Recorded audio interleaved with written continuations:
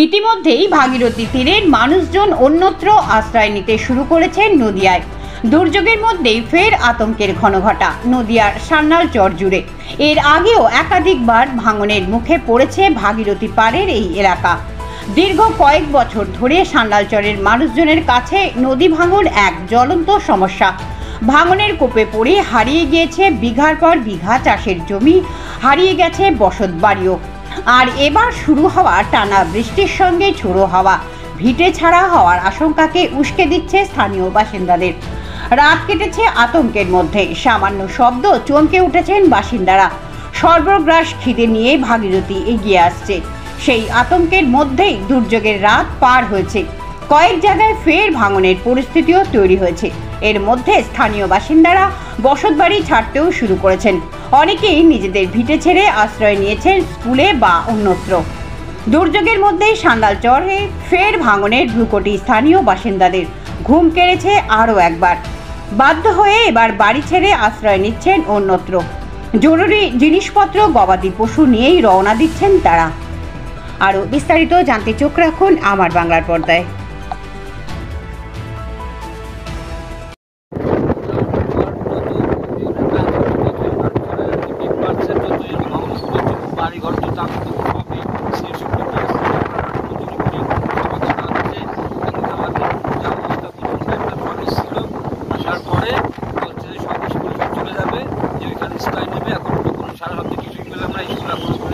বাচ্চা আছে না, বিশাল আতঙ্ক। এখন আমরা কি করে থাকবো, কি করবো? কতটা মানে জলটা ফুলছে, কতটা মানে জলটা কদিন আগে কম ছিল, প্রচুর কম ছিল। এই জলশ্বাস হওয়ার পর থেকে, নিম্নচাপটা হওয়ার পর থেকে, তখন এই জলশ্বাসটা বাড়ার পর থেকে বিশাল জলের আর কি প্রভাবটা দেখা যাবে। এর আগে জলটা খুব কম ছিল, একদম জল ছিল না, যা বলেছিল তার থেকে ডবল কমে যেত। এই যে ফেরিঘাটটা এটা তো যখন জলের তলে চলে গেছে, হ্যাঁ, যে ফেরিঘাটটা ছিল মানুষ পারাপার করতো, যেটা নদিয়া থেকে আপনার সান্যালচর থেকে বানেশ্বরপুর যেত, সেই রাস্তাটা, সেই ফেরিঘাটটা আবার জলের তলায়। আগে যে ঝড়টা হলো এর আগে, ওই ঝড়টা থেকে যে ফেরিঘাটটা ছিল আগে পুরোনোটা, সেটা ভেঙে জলে তলে চলে গেছে। তারপরেই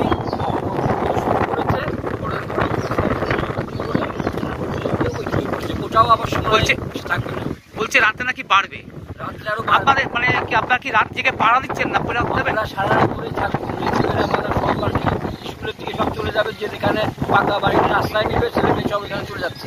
আর আমরা বাড়িতে আমাদের সব বাড়ি, আমরা এখানে থাকবো, সারা রাত করে জেগে থাকবো। এখানে এই অবস্থা, তাহলে যে জায়গায় তৈরি হচ্ছে র্যাবেলটা, সেই জায়গাটা আর কত ভয়ানক।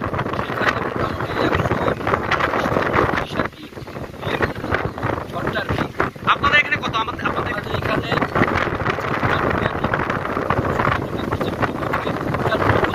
এখন কত পাচ্ছেন? মানে আপনাদের হচ্ছে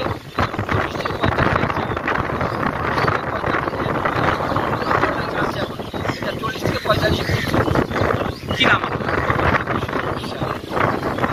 খুব আমরা আতঙ্কে আছি। আমরা এখন এই যে গঙ্গাধারে আছি, আমাদের দোকানটা এই যে ভেঙে গেছে, আমরা সরিয়ে নিচ্ছি। সকাল থেকে আজ এখন পর্যন্ত কি পরিস্থিতি? খুব ভয়ানক আমরা অবস্থায় আছি, ঝড় বৃষ্টি হয়েই যাচ্ছে। এই যে র্যামেলের যে আতঙ্ক,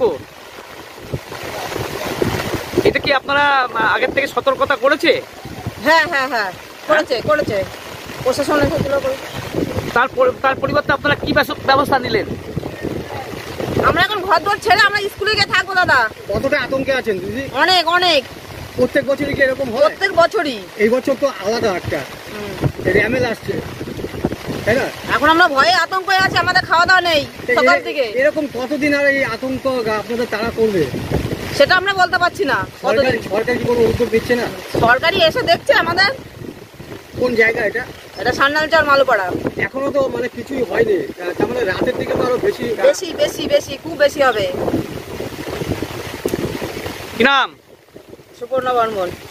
র্যামেলের কারণে এমনি তো ভাঙন এরিয়া, কিন্তু র্যামেলের কারণে 100টা পরিবার ভাঙন কবলিত এলাকায় পড়ে আছে। আমরা দুটো ক্যাম্প করেছি, একটা দুর্লভপুর প্রাইমারি স্কুল এবং একটা অটল বিহারি স্কুল। পাবলিককে আমরা সবাইকে বলে দিয়েছি ঠিক টাইম মতো স্কুলে চলে যাওয়ার জন্য, কারণ যখন তখন বিপদ করতে পারে হওয়ার কারণে। এখন কতটা ভাঙলো? এখন অনেক প্রায় 100টা পরিবার ভাঙনের মুখে আছে। এখন কতটা ভাঙলো? আপনার চোখের সামনে কতটা ভাঙলো? প্রায় বিঘেখানিক জমি ভেঙে গেছে এই র্যামেলের জন্য। র্যামেলের জন্য জল কতটা বেড়েছে? অবস্থা? ফেরিঘাট এখন আপাতত বন্ধ, কাল পর্যন্ত বন্ধ থাকবে। ফেরিঘাটটা জলের তলায়। জলের তলায় ঘাটটা যেখানে চলতে ভেঙে গেছে সেটা। কি নাম আপনার? প্রসেনজিৎ বিশ্বাস। দেখি। আমি চাঁদুলিয়া 2 এর কালকে তো সারা রাত্রি ছিলেন তো এখানে। হ্যাঁ, মানে এখন কি অবস্থা আপনার বাড়ির বা এরকম? বাড়িটা আমার তাঁবুটা বস্তিটা তো ভেঙে গেছে। ভেঙে গেছে। আবার কতজন আছেন এখানে? এখানে আমি একা আছি আর বউ বাচ্চা নিয়ে আছি। বউ বাচ্চা নিয়ে আছেন। কি নাম আপনার? আমার নাম প্রদ্যুৎ রায়। হ্যাঁ, প্রদ্যুৎ রায়। একাই রয়েছেন তাই তো? একাই আছি। দাবি ত্যাগ। এই চ্যানেল কোনো প্রচার করে না হিংসাত্মক, ক্ষতিকারক বা অবৈধ কার্যকলাপ। এই চ্যানেল দ্বারা প্রদত্ত সমস্ত বিষয়বস্তু শুধুমাত্র একটি শিক্ষামূলক উদ্দেশ্যের জন্য। ধন্যবাদ। শুভেচ্ছা টিম আমার বাংলা নিউজ।